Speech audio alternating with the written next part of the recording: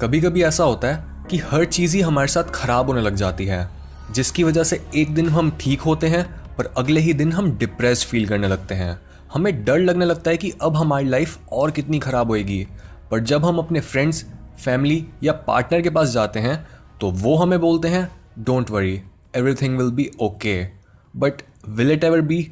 हम एक दूसरे को कंसोल करने के लिए बोल देते हैं कि हाँ सब ठीक हो जाएगा, क्योंकि हमें नहीं पता होता कि इसके अलावा हम क्या बोलें।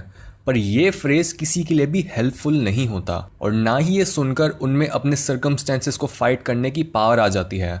इसके साथ ही किसी को भी इस तरह से कंसोल करना बिल्कुल गलत है। Why? Cause it will never be okay. हमारी लाइफ कभी भी परफेक्ट नहीं हो सकती, and let me tell you why that is okay. Generally जो हमारे दिमाग में हमारे एनवायरनमेंट का मॉडल होता है, उसमें हम हमेशा एक ऐसी प्लेस ढूंढ रहे होते हैं जो हमारी प्रेजेंट सिचुएशन से बेटर है, और अगर हमें अपना प्रेडिक्टेड आउटकम मिल जाता है तो वो हमारे लिए प्लेजरफुल होता है और हम उसी फॉर्मूला को बार बार अप्लाई करते हैं। पर जैसे ही वो फॉर्मूला फेल हो जाता है और हमें एक अनप्रिडिक्टेड आउटकम मिलती है, हम एंग्शियस होने लगते हैं, जो हमारा क्यू होता है कि अब हमें अपना फॉर्मूला या फिर लाइफ में आगे बढ़ने का तरीका चेंज कर देना चाहिए। बट ये दोनों ही केसेस एक नोन और ऑर्डरली वर्ल्ड में होते हैं, जिसमें अनएक्सपेक्टेड कॉन्सिक्वेंसेस के बावजूद भी एक फेमिलियरिटी फैक्टर होता है, क्योंकि हमारे लिमिटेड एक्सपीरियंस की वजह से हमारी नेगेटिव कॉन्सिक्वेंसेस को प्रिडिक्ट करने की कैपेसिटी भी लिमिटेड होती है, और हम एक हद तक ही सोच पाते हैं कि हमारे साथ कितना बुरा हो सकता है। पर जब हमारे साथ कुछ अनइमेजिनेबल हो जाता है, तब हम पहुंच जाते हैं एक अननोन केओटिक वर्ल्ड में, और इस वर्ल्ड में या तो हम एक विक्टिम बनकर रह सकते हैं, या फिर हम एक हीरो की तरह इस डार्कनेस से भरी जगह को मास्टर करके वापस से नोन और ऑर्डरली वर्ल्ड में आ सकते हैं। बट रिमेंबर, ये नया ऑर्डर पहले वाले ऑर्डर से बहुत बेटर है, क्योंकि यहाँ पर हम स्ट्रॉन्गर हैं और तभी इस वर्ल्ड में सर्वाइव करना ईजियर है, और ये हमारी प्रोग्रेस है।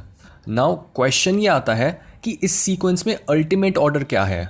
वेल, वो ना तो ये है क्योंकि ये वर्ल्ड कोलैप्स हो सकता है, और ना ही वो ये है क्योंकि ये वाला ऑर्डर भी कोलैप्स हो सकता है।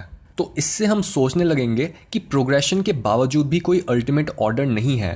पर अगर हम इस सीक्वेंस को एक हायर लेवल ऑफ एनालिसिस पर देखें, तो ऑर्डर से केओस में जाना और वापस से ऑर्डर में आना ही अल्टीमेट ऑर्डर है। ये रीज़न है कि क्यों अगर हमें ट्रांसफॉर्म होना है और अपना एक बेटर वर्जन बनना है, तो हम बिना मुश्किलों को पार करे और सेक्रीफाइस करे आगे नहीं बढ़ सकते। ये आइडिया काफ़ी अच्छे से सिंबलाइज किया गया है मिथोलॉजिकल क्रीचर फीनिक्स के थ्रू, क्योंकि फीनिक्स एक ऐसा बर्ड है जो जीता है, बूढ़ा होता है और अपने आप को जल के मरने देता है, जिसके बाद वो उसी राख से निकलकर एक नई लाइफ जीना शुरू करता है। बट इन ट्रांसफॉर्मेशंस में जो असली फीनिक्स था वो पूरे टाइम कांस्टेंट रहता है, और कार्ल यूंग के कॉन्सेप्ट में ये कांस्टेंट होता है द सेल्फ।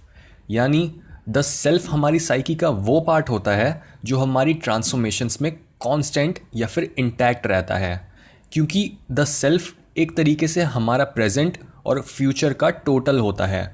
यानी हम जो हैं और जो कुछ भी हम अभी भी बन सकते हैं, पर हम अपना मैक्सिमम पोटेंशियल कभी रीच नहीं कर पाएंगे अगर हम अपने पुराने पार्ट्स को जलने नहीं देते, क्योंकि ऐसा बहुत रेयरली होता है कि हम कुछ गेन कर पाते हैं बिना कुछ लूज़ करे। दैट्स वाई जो चीज़ ओके है वो असल में ये पूरा प्रोसेस है, जीना, मरना और फिर से पैदा होना। जितनी बार हम अपने उन पार्ट्स को मरने देते हैं जो हमें वो इंसान नहीं बनने देते जो हम बन सकते हैं, उतनी बार ही हम अपनी लाइफ में थोड़ा थोड़ा करके आगे बढ़ते हैं और अपने आइडियल के पास पहुंचते जाते हैं। बट ऐसे भी बहुत लोग हैं जो अपने आप को सिर्फ नोन और कंफर्टेबल वर्ल्ड के साथ आइडेंटिफाई करते हैं, जिसकी वजह से वो लाइफ को ना तो समझ पाते हैं, ना वो उसे अप्रिशिएट कर पाते हैं, और ना ही सक्सेस अचीव कर पाते हैं। ये लोग क्लूलेस होते हैं अपनी पोटेंशियल के बारे में, क्योंकि इन्होंने कभी भी अपने आप को सिम्बॉलिकली जलने का मौका ही नहीं दिया होता।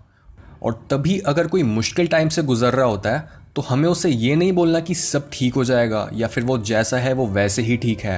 नो, हम ऐसा करके अपने फ्रेंड्स, पार्टनर और फैमिली मेम्बर्स की ग्रोथ को रोक देते हैं। इंस्टेड हमें उन्हें बोलना है, you are stronger than you know, I see your pain, you are not alone, and it might not be okay now, but if you let your self grow stronger from this pain, you can make your future better.